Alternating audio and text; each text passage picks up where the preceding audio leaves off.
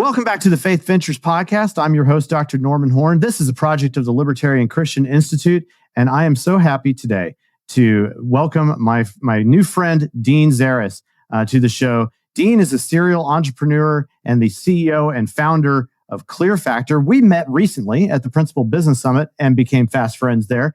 Dean, I'm so glad to have you here to tell your story and learn a little bit more about you. Thanks for joining me here, man. So welcome. I'm honored to be here. Eager to chat.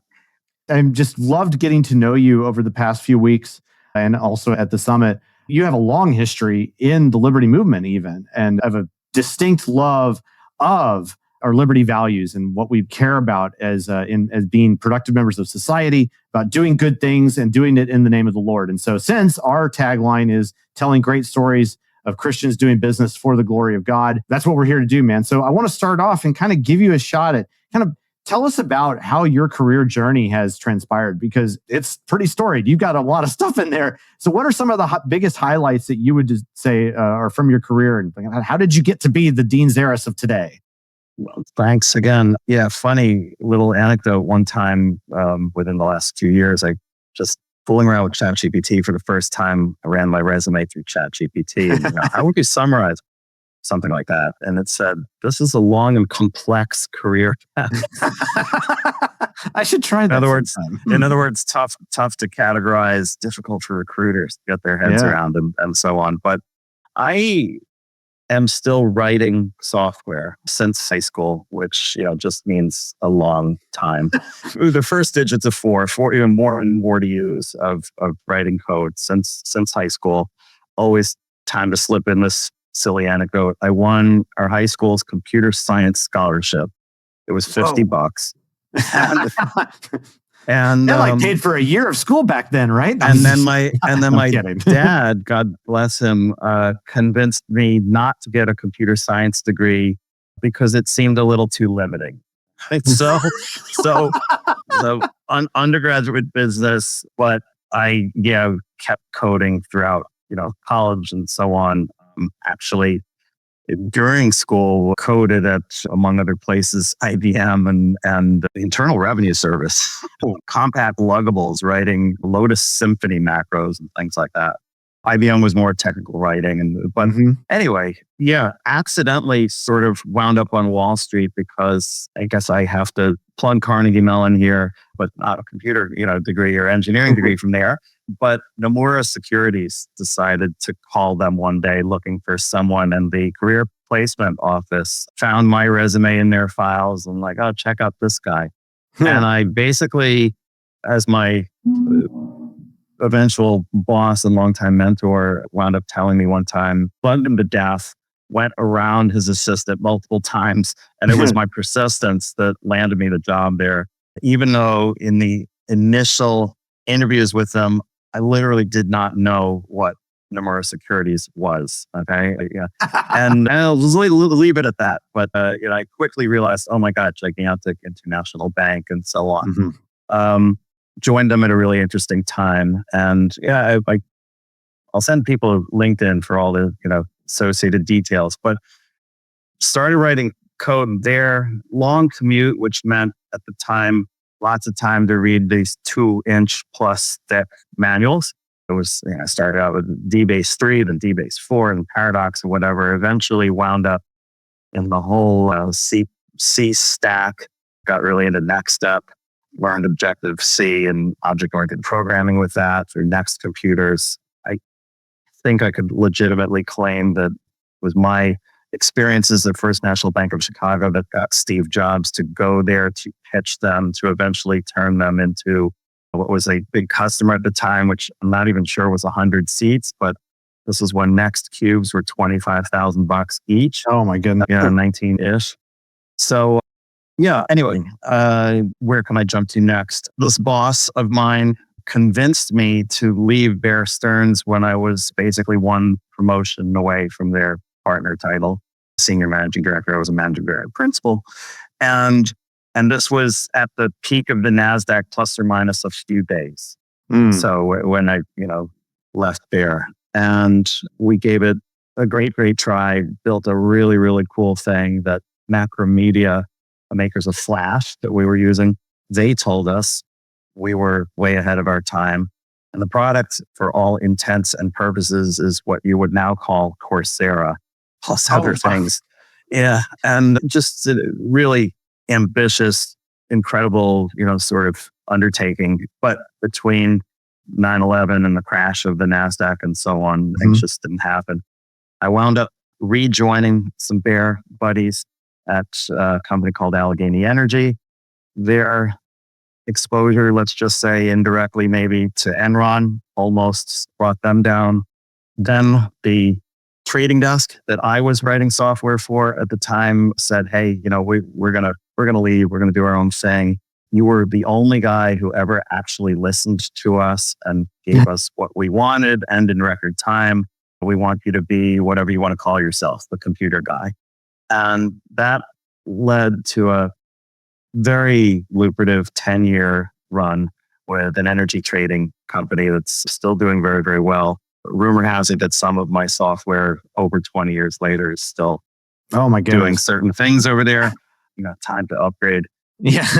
but maybe it says something about the way the software was designed or whatever. Eventually, so this whole time period, I had been exposed to spreadsheets in every which way and form. I even had some floppy disks back at Nomura that I put into my Windows computer, and it upgraded my college senior project from Lotus to Excel. Okay. And then suddenly all my graphs went from green to multicolored, and in Windows, it was great.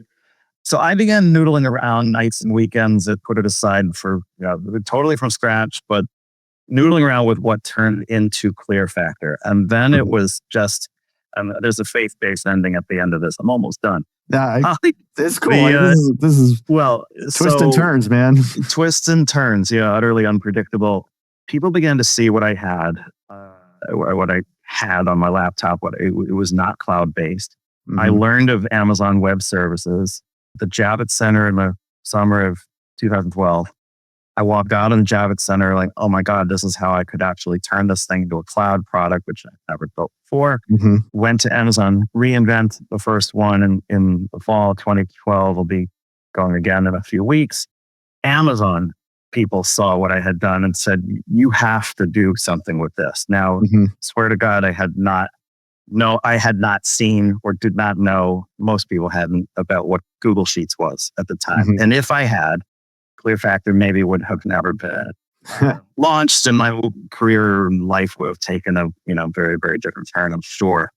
But yeah, then it was getting up the nerve to step off the cushy hedge fund kind of job with the money sort of rolling in, and to do the fintech startup on my own.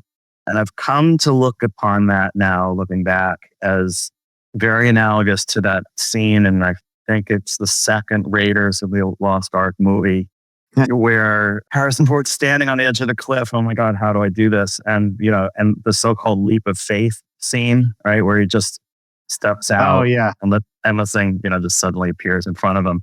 Yeah. And I think that was that was pretty much it. I've also come to say to a few people here and there, I do not believe that God would have planted these seeds in my head to sort of, and teased me in a way that I'd be led out to some desert to die. Right. Mm-hmm. And so there have been, it's been extremely challenging, ever since, all kinds of twists and turns. But I really believe I have something that can help other people. And other people have said that, and have seen other people be helped at scale.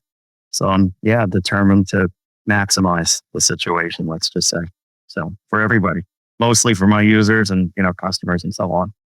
Awesome. So just in real brief then, so you've gone through a bunch of different, various types of programming experiences leading to this entrepreneurial endeavor that you've started, ClearFactor. And you're describing it as a bit of from spreadsheets and whatnot, and it's cloud-based, but kind of at a high level, you want to just kind of tell us what is the product exactly? What is it? Yeah. I'm supposed to have the 5-word answer right here, right? This has been actually the hardest part of the journey. In the last 2 years, what we realized is no, it's like we get laughed out of the room saying like, yeah, we want to completely replace Excel or Google Sheets for all things, right? So, what I now call the pixel Yeah. to pixel hand to hand combat kind of situation. It's just, Oh, they can't do it, right? What we've seen with literally, thousands of users direct interact. ClearFactor helps teams of people that are that's large scale, big enterprises or small ones, but different types of stakeholders work together most efficiently for the first time to deliver credible solutions and product experiences for user communities. There's an indirection going on in there, right? So it's a platform for building solutions. So you as a user, some kind of engineer, maybe you know a thing or two about spreadsheets, maybe you are a data engineer or you'd always like to work more easily with one. Maybe maybe there's a product manager in there and they've, traditionally haven't been able to work with you for a variety of reasons. Spreadsheet users, traditional software developers of all stripes, low code, no code, PhD comp sci people, data engineers of all stripes have just coming together, building solutions on top of ClearFactor, getting them into the end user's hands with a better user experience than these users have ever seen before in record time. And I have always been accused of being commercially focused. So what that has meant was, hey, let's get something that is more than good enough first out to the market, right? And because most of the time profit opportunities are front loaded with respect to time, that's exactly how the energy company did so well, especially in the earliest of days. We were there first with things. So yeah, it's clearfactor.com, shameless plug, right? But it sort of describes what I'm saying, gives little teaser videos, and soon to be upgraded to an enterprise grade looking website. So well, and so as you also, like I said, you've gone through a lot of twists and turns. Let's talk kind of about some of the meta lessons that you've learned through that. Like, what kind of important moments have you found? Could you identify through your journey there where your faith did play an important decision? Like on the one, you mentioned the step of faith that you had to take in order to just get started. But like, where else can you identify those key moments where you had to look to your faith, look to God in order to move forward in some way? Well, it's hard to call out numerous, specific examples. I can say this: I sort of wish I had been keeping a journal all along, because something or another, some kind of nudge or whatever, that I would realize maybe days later, like, oh, that was God intervening in this way, or oh, that's how like these 16 other dots that had been getting laid for the last many weeks or months, maybe all suddenly came together. There was we all remember the George Floyd tragedy and all the after effects thereof, right? And I remember one of the key managers at the time called dozens of us onto a Zoom screen, many dozens. And, it was sort of prompting us to talk very openly about what we're all feeling, experiencing, and so on. And I remember that was maybe one of the first times that at least I, sort of professed a belief that, hey, we're equal because we all come from the same creator, right? And with a capital C. And I was, like sort of hoping that we would still, kind of keep that in the forefront of our minds, right? And racial tensions were so high, and in some ways that they're still higher than anyone would like, right? How are we all equal? Well, we're equal because we all have the same creator. And stems from that. I have to credit author, scholar Jay Richards with this. I heard him say it live. If we're made in the image of God, then that means we are all creators, right? Maybe with, as he would say, lowercase c. So that has, ever since I heard that, has really stuck with me. That's a way to well, and I've tried, to apply being in the image of God with a little c, creator, but, creating things, for the good of others, right? Just the way Yeah. God created everything for the good of others. Well, I think that's inspiring. Like the fact is that, we are created to think God's thoughts after him. That's I can't remember. I think I first heard that from R.C. Sproul, but I think he's quoting one of the church fathers or something to that effect. But I love that because it also indicates that when we are trying to create for other people, like in business and whatnot, that's what we're doing. Like that is how we serve one another. And I think those important lessons should not be forgotten. That is not a I this one key point here that again, like somewhere in my reading, learning, listening history, again, hit me like a ton of bricks when I first heard it. And I think about it all the time, basically wishing that everyone would keep top of mind that truly free trade, right? Mm-hmm. Only happens when both sides are made better off. So in that regard, it's inherently virtuous, right?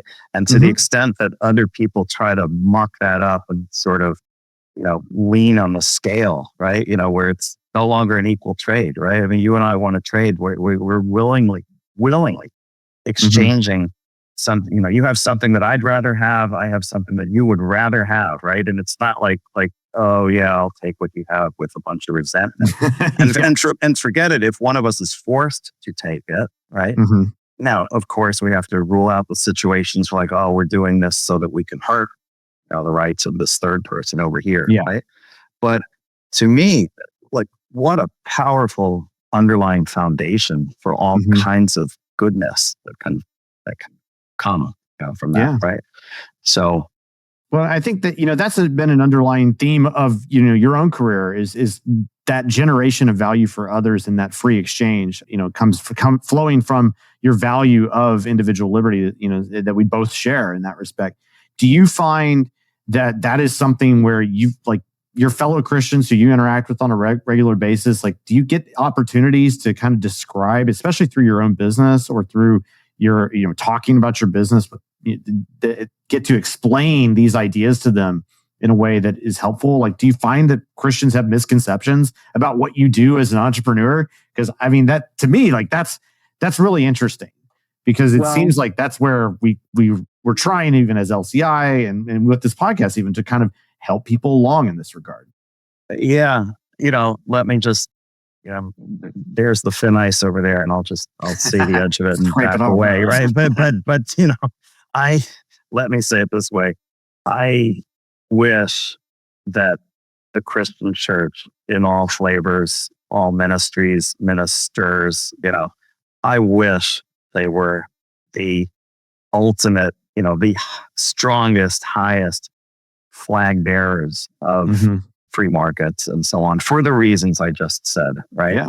And because I do believe it's just inherently virtuous and inherently, like an upwardly virtuous circle, let's say, right? Continuous improvement to benefit of everybody, of every participant. And I guess what I'm basically saying is here is it's been rare when I've seen that, right? And you have to wonder if some of it's because of the tax-free statuses or whatever of churches, right? And I've spoken at length with ministers in the past of, at some point, wish churches could be, Christian churches, let's say, be a little more vocal about and get themselves a little bit more involved in particulars of public policy, because this is the world we have to live in, right? Yeah. I mean, we can't just sort of pull ourselves off into this like make-believe world and do our own thing, right? I don't think God wants us to do that either, right? So I would like, hey, I'm not, arguing for a theocracy or anything like this, right? But I think you and I, as capital L or lowercase l libertarians, would agree that certain policies lead to better outcomes than others. Right. I think lots of data would back that up. And, if we're going to help the most number of people, around the world, right, why not follow the public policies that have tended to produce better outcomes, including being cheaper to implement. I wrote a whole piece about this many years ago. When you try to get the government to get in there and do everything for everyone, right? Well, you have to fund that somehow, right? Mm-hmm. And inevitably that leads to tons and tons of divisiveness because you wind up fighting over, well, where should the money come from? Who should pay? Oh, geez, these guys are rich according to some definition or whatever. And, let's just get the money from them. One of the things that sort of kills me right now is like, well, the continuing with the so rich theme, that's been gone for decades and decades. But you could define a bunch of very, very rich people, right? If you could somehow wave a magic wand, just literally take all of their assets, right? Trillions of dollars. Mm-hmm. It would fund the US federal government for less than a year. Well, now what? Hey, now what? You gotta find more rich people to steal from. What's your next move? Yeah. I mean, they're broke with all kinds of probably horrific consequences.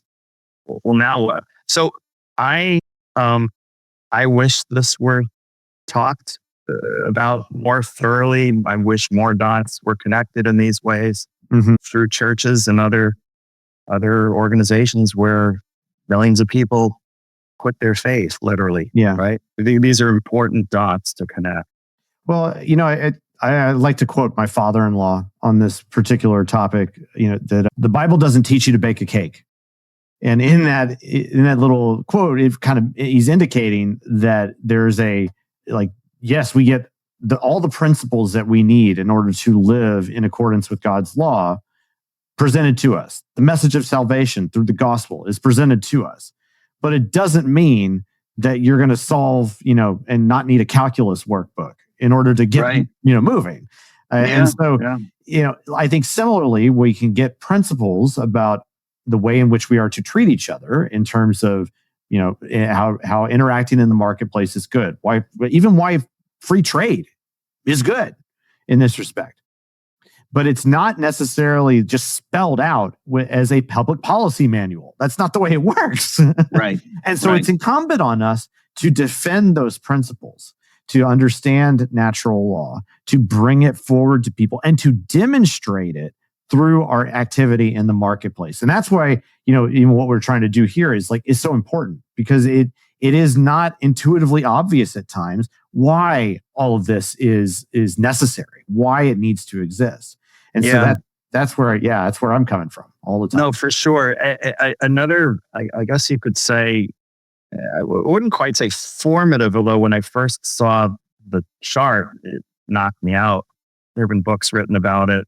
This hockey stick of progress, where the sudden rise, is somewhere in the 1700s. It has no precise start or whatever. And there are lots of people that argue about what actually kicked it off. But the point was, what I see as one of the main points is that the humans didn't change, right? The species didn't suddenly evolve into it was how we decided to organize ourselves, right? Yeah. The structures in which we interacted with each other, the trust, my neighbor is not necessarily looking to, rob and pillage me, right? So I have written another piece about this out on LinkedIn, but about that hockey stick thing at the end. Punchline, I think, to that thing is we can screw it up, right? And if this hockey stick was created by, sort of a shift in worldviews, and oh my God, look at the outcomes that are coming from this, and everyone is benefiting, right? At the margin, everybody, right? At scale. Well, that means we can absolutely. We can also at scale go down. Exactly. Yeah. And what a tragedy, right? Yeah, it sure would be.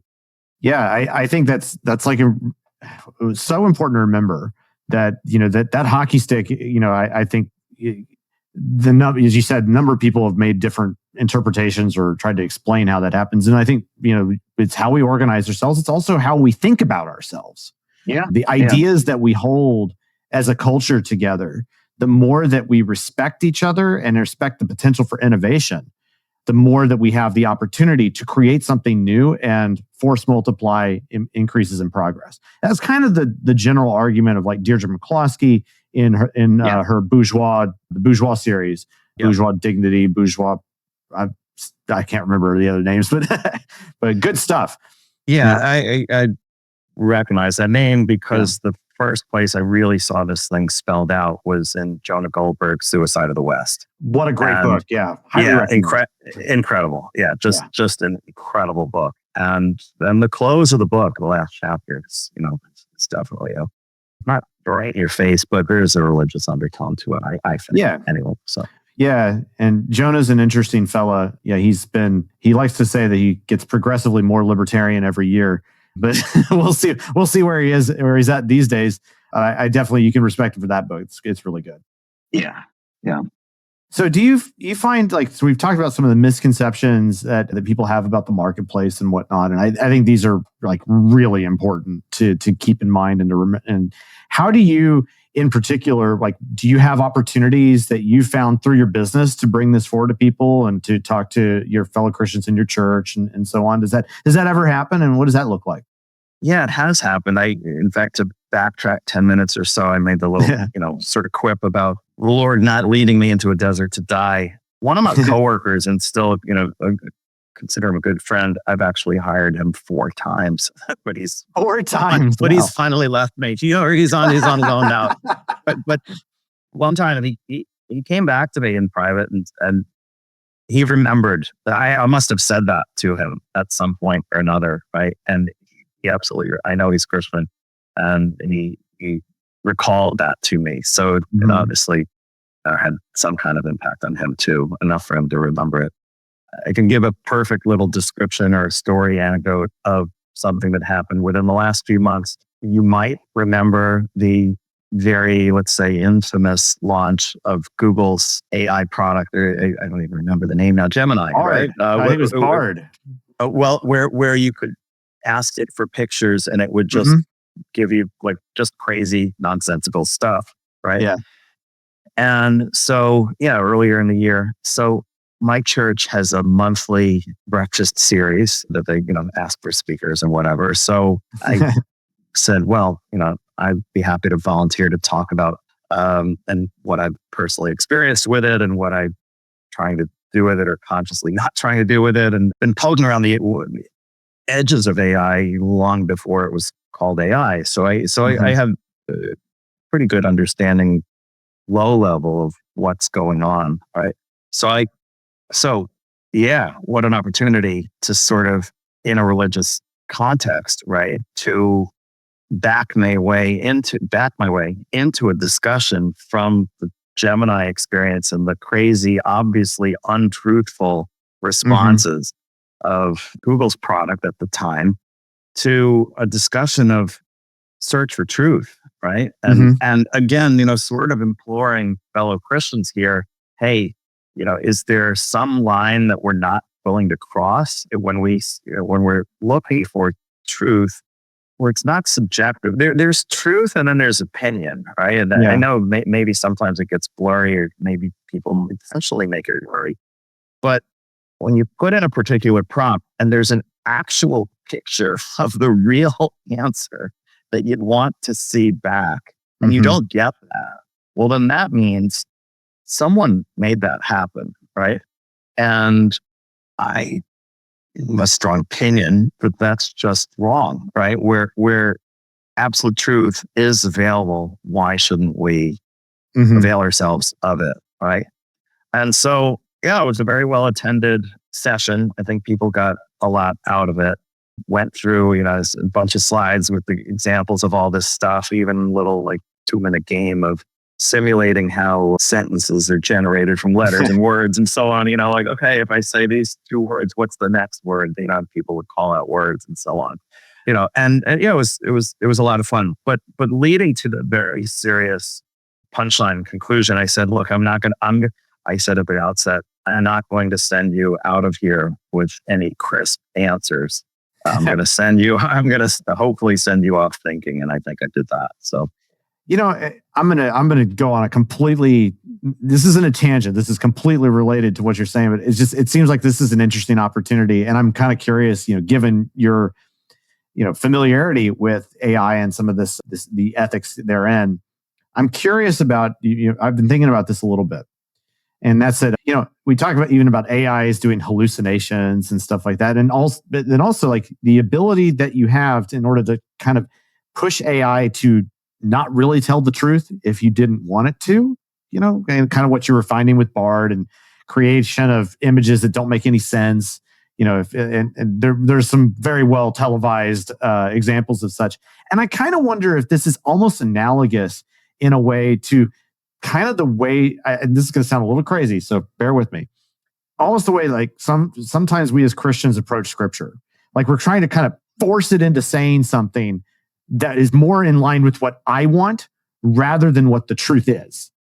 Yeah. And I just wonder if that's kind of analogous on some level, and are we committed enough to truth to not allow for our pre-biased opinions and things that I just sort of, that I want to get in the way of what the truth really is. The truth is evident from scripture. And yes, there's all this stuff about interpretation and we have to be careful about hermeneutics and all that. But it seems like there's something there to me. I don't know. What do you think? Well, hallucinations, just for starters, as an aside, they're a feature, not a bug. So they come from the metal of, they're down at the metal, right? That's just how it works, right? Okay. It's all probabilistic kind of stuff. Okay. I'll put my disclaimers right here. I would never call myself an AI expert, and I'm certainly not a religious scholar, right? Although, my dad legitimately, before he passed, he was an ordained deacon in the Greek Orthodox Church, or Orthodox. Correct me, Dad. I'm sorry. Orthodox Church of America. I grew up in the Greek Church, but look how many miles high are the books that have been written, right, where people are arguing over the art, a particular passage or what this means or that means, or or like, no, you're wrong for the following reasons or whatever. We can't go back and ask the authors again. Like, what did you really mean when you just like we can't do it with the writers of the Declaration of Independence, the Constitution, the Bill of Rights, all that stuff. So actually, literally 2 days ago, I said to my minister, this is a circumstance where you almost wish you could go back to not wish, you can, you'd have to, you want to go back to the source documents, meaning the native language, and look for exactly what was written there, the overall contents, the context, the tenses of the various verbs, everything, right? Because translation, it's like the game of telephone, right? One word somehow translated into English in a certain way. I mean, how many different versions of the Bible are there, right? Just in English. Sure. So it's tough. I mean, it's obvious people can find what they want to find in the Bible, especially multiple versions of the Bible in multiple languages. They can find pretty much whatever their need is. They can pull out some words that will back them up. Yeah, it's like if they're willing to go far enough, you can push things in the way that you want. And so that's kind of the way I felt like, it's this analogy with what's going on with certain forms of AI in GPT models and whatnot, is that when they're willing to push it far enough, they can make it say just about anything. So the question is, how far are we committed to the truth? And that's really like, I mean, there's something there. And I don't know if we've got the full answer yet with regards to AI, but I do know that if we're really committed to being truthful about scripture, then we're going to at least be more circumspect and humble in our pronouncements therein. Yeah, what I'm about to say is not a religious take on things. I'm going to reference Jordan Peterson, and it's been fascinating actually to watch his own journeys and struggles with religion, right? Hmm. But there are multiple videos out there now of him saying something like, I'm going to butcher it, but if you follow the truth, right, to the extent that you can actually, define the truth with certainty, Hmm. if you follow that truth, then whatever comes out of it is the best outcome. Mm. And again, I'm going to quickly fall off a cliff here, trying to describe exactly what he meant by that. But so I would encourage people to go and Yeah. find his discussions around that. But Yeah, it great, kind of great, sounds. great stuff. It kind of sounds like what Paul tells us, that that's kind of the real meaning of God works out all things for the good of those who love Him. It doesn't mean that always good things are going to happen to you and whatnot. But if you're committed to that truth, then you are being built up. You're in the we're having our minds renewed, and that's where we're headed. So like that's, to me, that's what I kind of that's what I get out of it, at least, I suppose.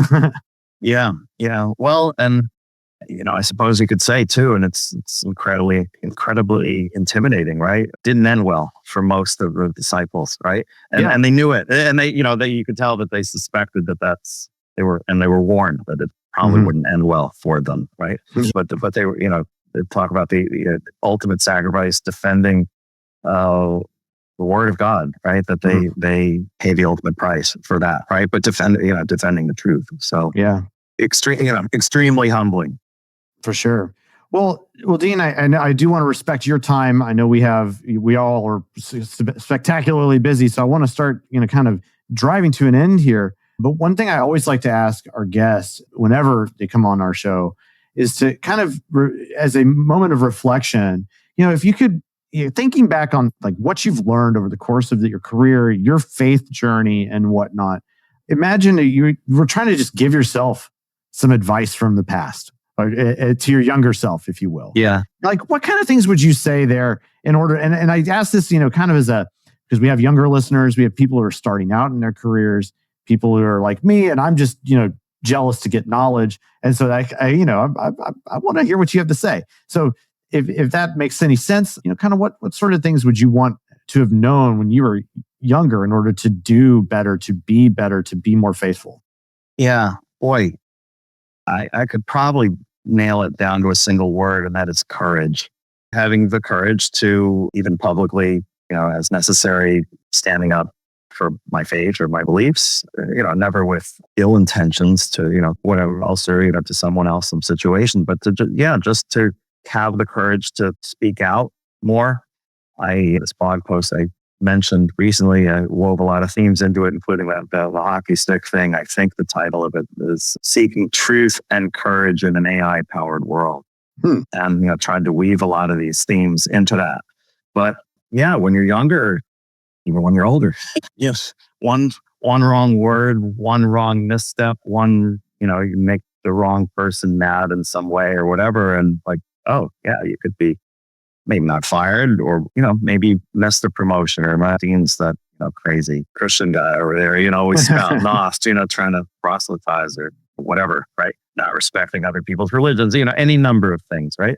Sure. I love surfing analogies, especially the gigantic wave surfing, rough waves to surf, to get that right, to be respectful of other people at the same time, sort of hold your own ground, and to do what's, air quote, right, what you think was right at the time. Yeah.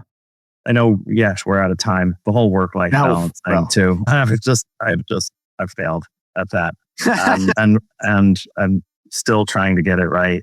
So say to my wife and kids, forgive me where I got it horrifically wrong at times. Well, our families can be our most understanding, hopeful colleagues along this way. So I can appreciate that. I know my wife will be wanting me to hit some of that better balance here coming up soon. I'm pretty sure too. Yes. Yeah.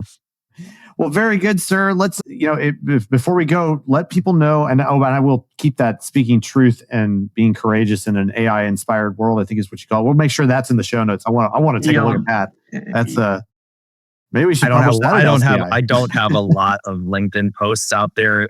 You'll find it. Oh, okay. Well, I'm going to check that out. We'll make sure and link to that and take a look. So where else can people, if they want to check you out, do you have you have a LinkedIn page. We'll make sure that's in the show notes. We'll make sure ClearFactor's in the show notes as well. If anywhere else that you'd like to kind of promote where people can find out more about you, about your work, or anywhere where your thoughts are posted and you'd like people to know. Sure. I'm hesitating. If you go to civilsocietytrust.org, you're going to find a very old website. And you'll see a bunch of writing that I used to do there. And depending on the longevity of this exact podcast, maybe suddenly the site will look a lot better. But or maybe we'll help you migrate some of it to LCI. I mean, it's good stuff. I've been taking a look. Well, great. That would be great. Yeah, I had my reasons at the time. Lack of courage, I think you pin it to. For my name is not on the site, but it got there indirectly. And in fact, this was some of the material that made it into the LinkedIn post that we've been talking about here. It was funny that the AI experience that I was having, LLM experience, was not connecting the dots where some of these articles were linking themselves over to Forbes, where obviously it said my name, my picture, and so on. So it wasn't too hard to figure out who the author of these things was. But anyway, there are some pieces on there that I've been told people have liked. So, well, I definitely have enjoyed a few, so I appreciate it. Well, Dean, again, I'm just super grateful that you made the time to come on the Faith Ventures podcast here. Thank you so much. I mean, it's been fun listening to you. It's been great getting to know you. And I'm just so glad that you were able to be here. And just appreciate you so much. And we're looking forward to more. I do hope that we will continue to keep crossing paths. I'm excited and I'm looking forward to seeing what you do next with ClearFactor. That's great. Well, you're very welcome. Again, thank you for the opportunity to be here. Really grateful for that. Well, thank you everybody for tuning in and listening to us. This has been the Faith Ventures podcast, and we will see you next time. Thanks so much.